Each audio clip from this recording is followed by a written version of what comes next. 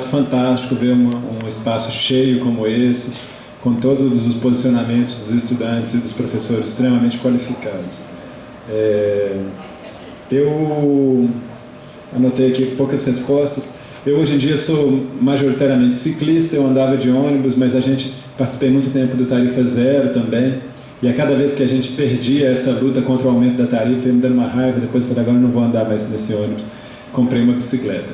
Eu tenho também um carro, nos finais de semana eventualmente ando de carro, hoje eu vim para cá de Uber porque eu achei mais fácil, na verdade de EasyTaxi, que eu achei mais fácil, que seria não teria que estacionar, essas coisas. Mas acho que a gente não precisa criminalizar o uso de carro, nem as pessoas terem carteira, né? As autoescolas continuam com seus papéis importantes aí, porque de fato a gente precisa poder se deslocar nos finais de semana, ir para a casa da nossa avó, da sogra, no caso do Gilson, cada um escolhe a casa que vai. Mas a gente precisa, é possível ter um uso racional do automóvel que não seja o uso cotidiano. O uso cotidiano ele é extremamente danoso e quem deve ser culpado não é a pessoa que usa, mas a cidade que não promove o uso qualificado de transporte coletivo e que não restringe o uso do automóvel, porque também precisa restringir. Precisa tirar estacionamento de centro, você precisa ter políticas que restringam isso. Deixa eu ver aqui como é que eu saio desse negócio. Deu um bug aqui, então eu vou de... Tinha feito um monte de nome mais tarde. Alguém falou de imposto para bicicletas, acho que a pessoa nem está aqui mais, mas de fato... mas seria muito importante a gente reduzir. A gente teve políticas industriais no país, por exemplo, na BNDES, nas gestões anteriores aí, que saíram, no governo Dilma, de enfiar bilhões de reais na Friboi, na Odebrecht, na Oi. Uma tragédia do ponto de vista de investimento de dinheiro público em grandes empresas que não retornaram. Poderia muito bem ter investido em empresas que fizessem os ônibus elétricos, que fizessem bicicletas elétricas de alta qualidade. A gente precisa de uma política industrial para a mobilidade urbana. Isso é um debate também de nível federal. Tarifa zero é possível, Adelson. Uma experiência muito bacana foi feita na Prefeitura de São Paulo, na década de 90, que foi a primeira vez que se propôs tarifa zero numa grande cidade, numa grande metrópole, na gestão da Luísa Erundina. O Lúcio Gregório era secretário de transporte, nós já o trouxemos a Belo Horizonte pelo menos 3 ou 4 vezes para palestras, e eles contam, e tem também uma documentação que conta como que isso era feito. O modelo financeiro deles era um aumento do... É parente dele aqui, o Lúcio Gregório. O modelo financeiro deles era um aumento do IPTU de maneira progressiva, de modo que um grande empreendimento como o shopping center poderia ter até 100% de aumento de IPTU, e a maioria da população, inclusive talvez a maioria de nós aqui, não teria nenhum aumento, porque ele era progressivo, então para as faixas mais baixas não tinha aumento, para as médias ia aumentando mais, até para um banco, uma grande empresa teria um aumento maior, que também não faria tanta diferença para aquela empresa em relação a outros custos. Com isso eles conseguiam bancar todo o sistema de transportes na cidade. Esse cálculo foi feito por economistas na época, o Paul Singer, etc. Eles nunca conseguiram implementar porque a Câmara não aprovou. Mas eles chegaram no modelo financeiro que viabilizaria. É preciso dizer que existe lotação no horário de pico no mundo todo. Mas nós temos cenários completamente diferentes e o que nós temos de cenário no Brasil não pode ser justificado por existir lotação no mundo todo. Sinceramente. O que nós temos aqui são cenários em que os ônibus passam lotados a cada meia hora e as pessoas esperam meia hora e não conseguem entrar e esperam o próximo. É muito diferente você estar em Buenos Aires, em horário de pico, e passar ônibus a cada 2 minutos e passarem cheios. Mas não com 10 passageiros por metro quadrado, como a gente vê acontecer aqui, com 5, 6. Então acho que a gente precisa de uma autocrítica muito grande dos nossos órgãos de mobilidade, porque na situação atual ela é trágica. O Wesley colocou aqui, morrem mais pessoas no mundo, morrem mais pessoas no Brasil por acidentes de trânsito do que por armas de fogo. Morrem mais pessoas no Brasil por acidentes de trânsito do que por armas de fogo. A grande causa disso é esse modelo voltado para o automóvel. É afastar as pessoas do transporte coletivo, são as altas velocidades, são as calçadas precárias, são as faltas de faixa de pedestre. Nós vivemos uma situação de guerra civil no trânsito, tem pessoas morrendo todo dia. A atuação do poder público ela é urgente, ela é para ontem, nós estamos falando de vidas. Nós estamos falando de vidas. O contrato atual de concessão da BH Trans com as concessionárias, ele é prejudicial ao interesse coletivo. Ele aumentou a tarifa muito acima da inflação nos últimos anos, ele afasta o usuário do transporte coletivo, ele impossibilita que as pessoas se desloquem. 30% das razões de evasão escolar no município são por falta de dinheiro para pagar a passagem. Ele é prejudicial ao interesse coletivo. Que se dane o cara que investiu por 10 anos. Vamos rever esse contrato. Interessa aqui o interesse coletivo. Temos que colocar o interesse coletivo antes do interesse dessa meia dúzia de empresários que dominam o Brasil. Alguns deles estão sendo presos pela Operação Lava Jato. A revisão desse contrato ela é urgente. A auditoria que vai ser feita, ela pode chegar na revisão do contrato. Precisa que a BH Trans também comece a colocar o interesse coletivo no foco. E precisa que todos nós aqui, vocês, estejam pressionando. Porque a BH Trans não vai fazer isso de bonitinha. Esses empresários eles têm muito poder. Eles têm muito dinheiro e muito poder. Eles constituíram um crime organizado, oficial, que controla as empresas de ônibus no país. Nesse sentido, eu acho que a única coisa que nós podemos fazer saindo daqui e vendo esse contingente maravilhoso de pessoas jovens aqui querendo com suas histórias, é se organizar. É ir na reunião do Tarifa Zero, é começar a querer participar, entrar no site da BH Trans, ver como que está esse processo da auditoria, porque nós precisamos fazer uma grande construção social para reverter esse quadro. E contar com os vereadores aqui presentes, quem sabe fazer uma CPI do sistema de transporte em Belo Horizonte. Nós precisamos rever esse sistema. Isso é uma pauta extremamente popular. A Câmara poderia ficar cheia nos dias dessa CPI e a gente fazer debates qualificados como esses aqui. Obrigado.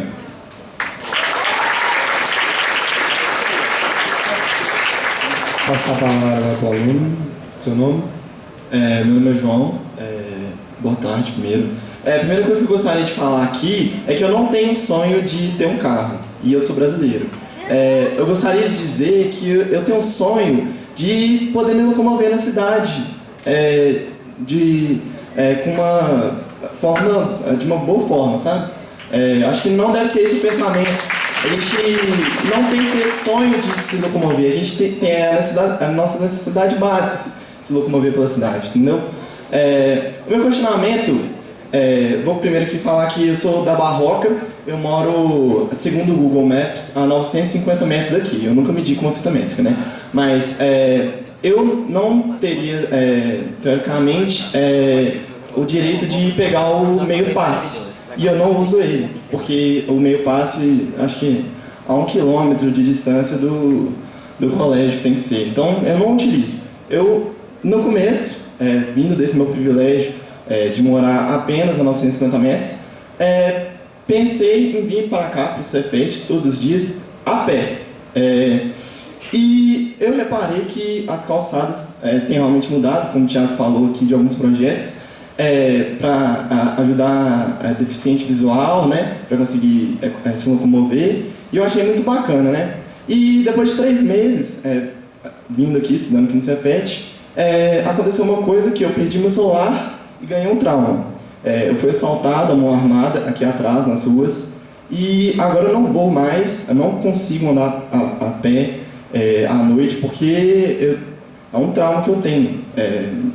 Realmente não consigo andar sozinho nas ruas mais à noite, porque fiquei traumatizado.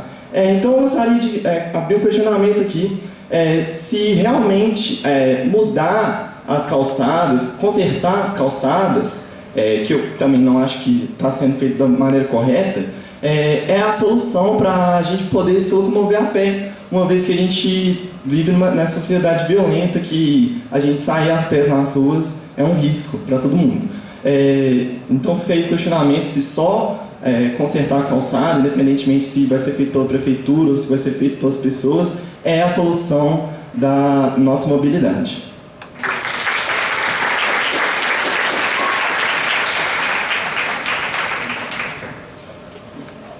O pessoal já está começando a ir embora.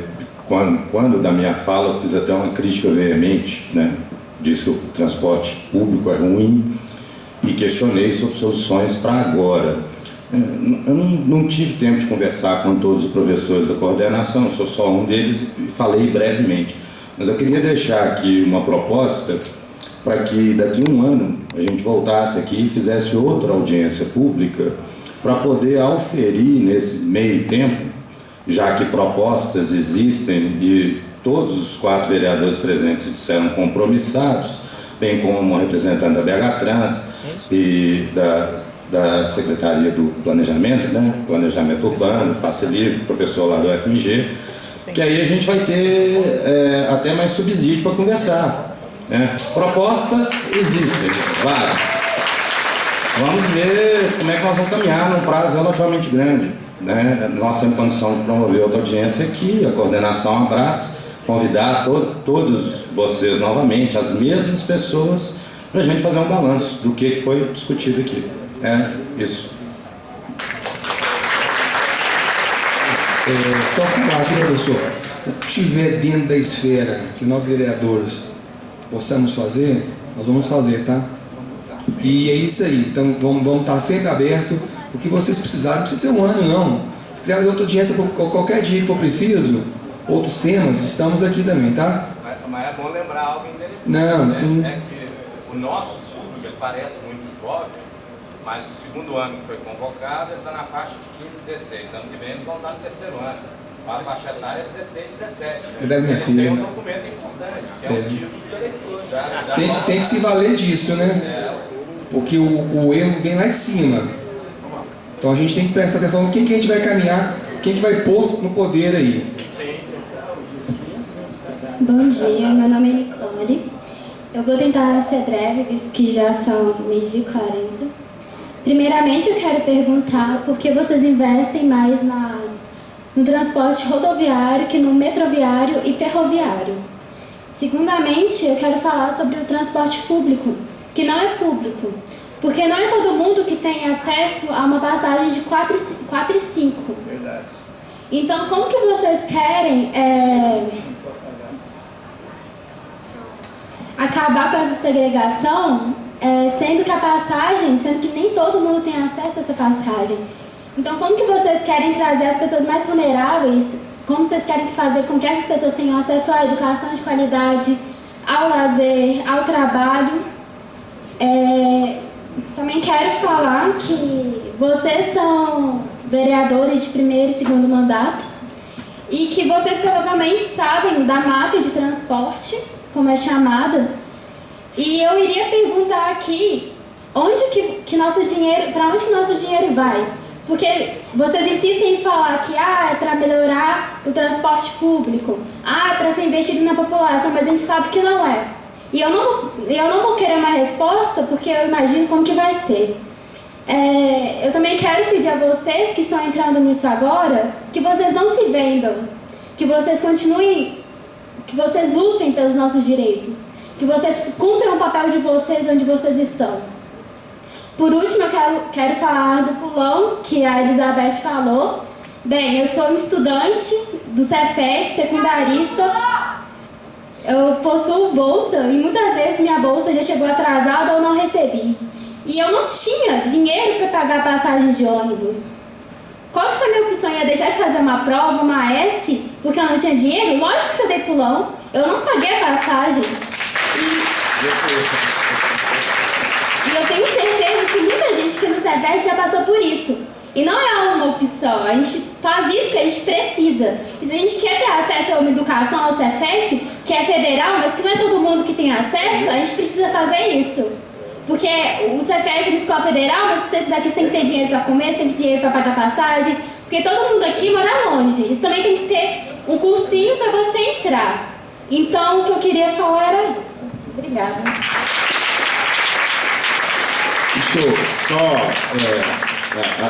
O pulão é uma coisa bacana, né? Legal mesmo, eu gosto. É o seguinte, eu tenho em várias cidades do país, isso era uma luta do movimento estudantil histórica, que é o Passe Livre.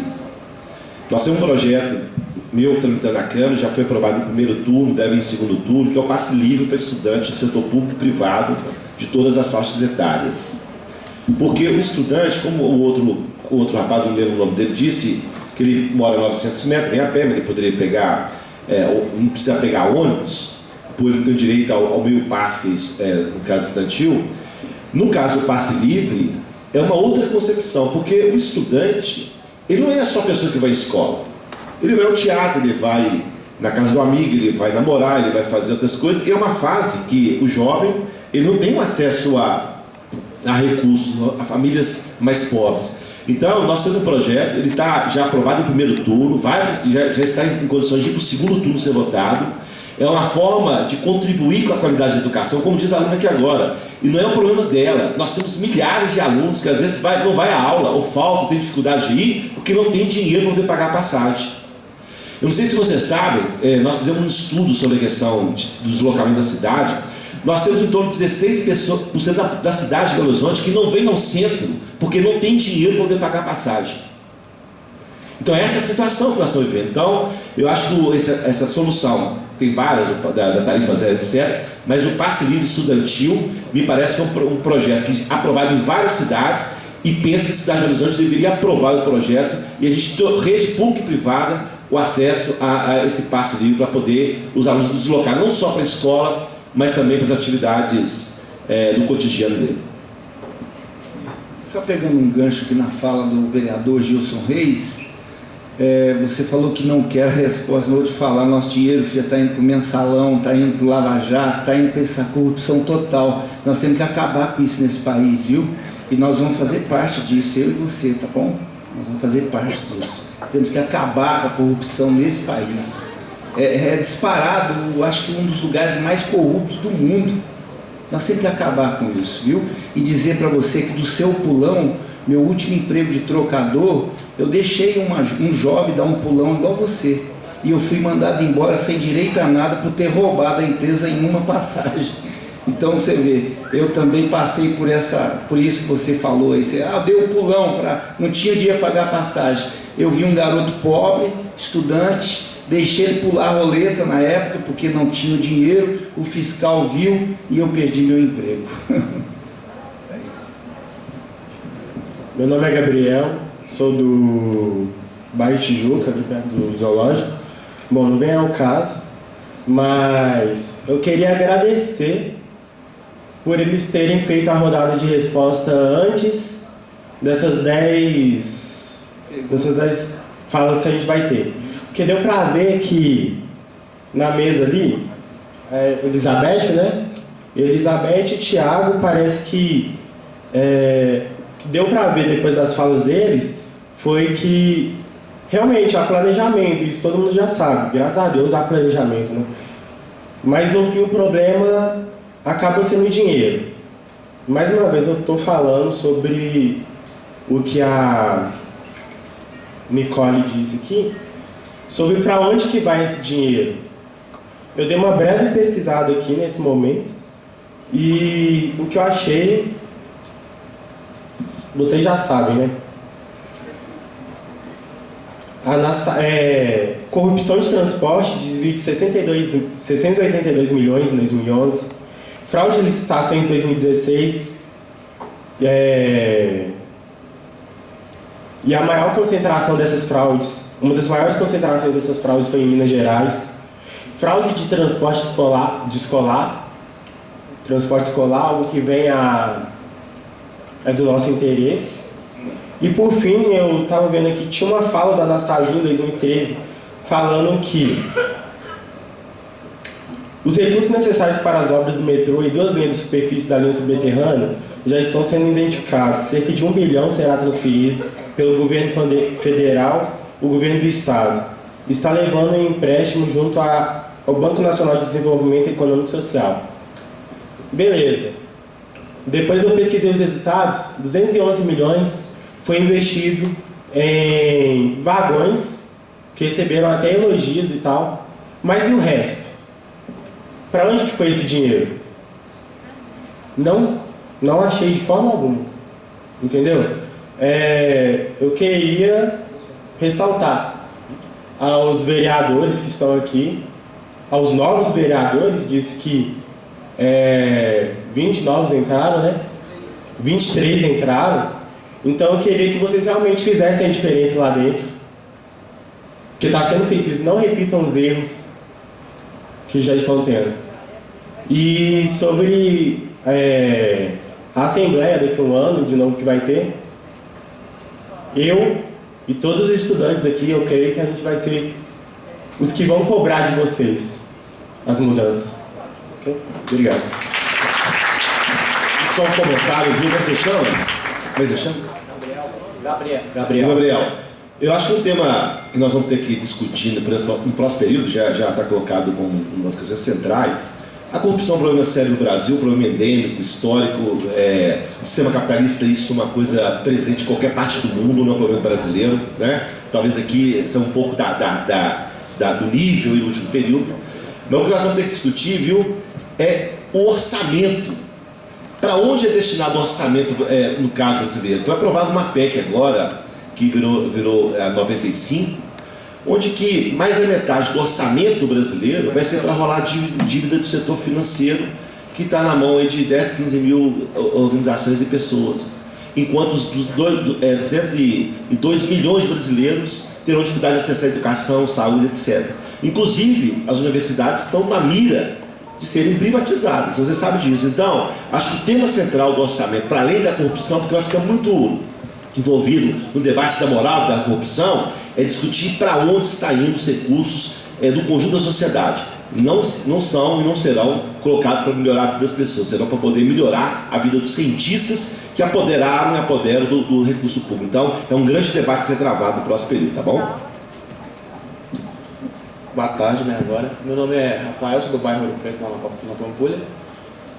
Vou contar umas questões que o povo não falou, que não consigo entender os itinerários do ônibus, que para eu poder atravessar a cidade, obrigatoriamente, de qualquer jeito, eu tenho que pegar um ônibus do bairro, do centro para outro bairro, com regiões que poderiam ter uma linha direta entre eles, como a Pampulha e o Barreiro.